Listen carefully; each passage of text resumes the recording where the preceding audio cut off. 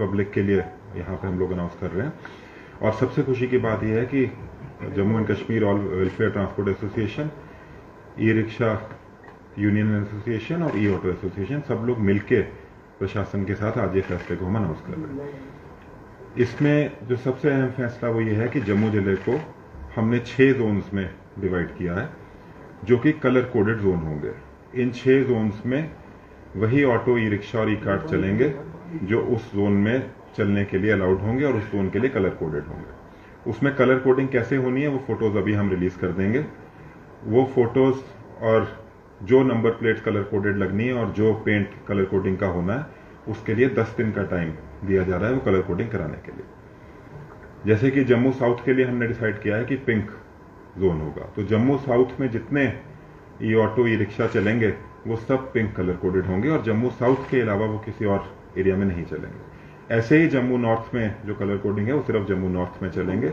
RS Pura, mud, Nagrota और अखनूर के अलग अलग कलर कोडेड ऑटोज और ई रिक्शा हर जगह चलेंगे। दूसरा फैसला ये है कि कोई भी ऑटो, ई रिक्शा, बिकॉज ये स्लो मूविंग व्हीकल्स हैं और जो लोग इनमें अपना सफर करते हैं उनके लिए सिक्योरिटी हैजर्ड रहता है, तो कोई भी स्टेट हाईवे पे, नेशनल हाईवे पे या फ्लाईओवर्स पे नहीं चलेंगे और ये एक सिक्योरिटी ऑफ पैसेंजर्स के तहत लिया हुआ फैसला।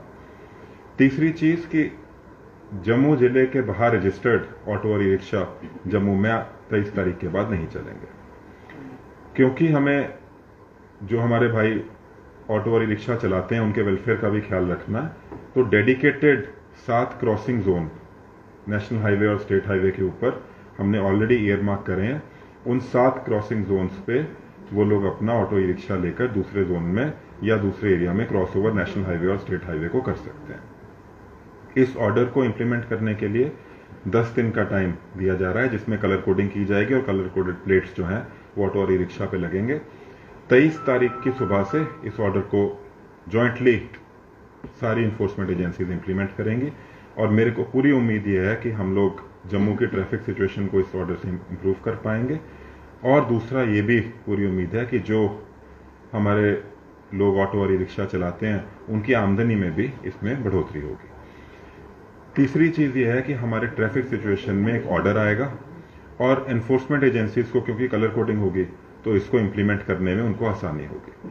सो इसी उम्मीद से हम लोग सब लोग साथ मिलके आज ये हमने एक फैसला लिया जो हमारी मीटिंग हुई है ट्रांसपोर्ट की, और इस ऑर्डर को हम लोग अभी थोड़े टाइम में ही पारित करेंगे। सब लोग साथ मिलके, किसी की नाराजगी की इसमें कोई गुंजाइश नहीं है और वो आपको इसी से क्लियर हो रहा है कि सारे यूनियंस वाले भी, एसोसिएशन वाले भी यहाँ पे हमारे साथ बैठे हैं और सबने साथ मिलके ही इसको करने का फैसला लिया। एक आखिरी बात यह है कि इसको हम लोगों ने एक पायलट बेसिस पे सबसे पहले 3 महीने के लिए इसको इंप्लीमेंट करेंगे। 3 महीने के बाद हम सब लोग दोबारा बैठेंगे।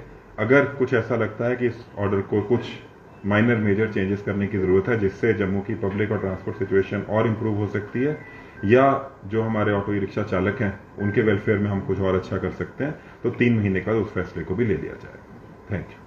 सर, ये एक सवाल है कि जिस तरह से पैसेंजर सेट बनाए गए हैं, जहाँ पे स्टैंड बने हुए हैं, लेकिन वहाँ पे कोई जो है नहीं रुकता और लाखों रुपए खर्च करके पैसेंजर सेट बनाया गया, वो ऐसे ही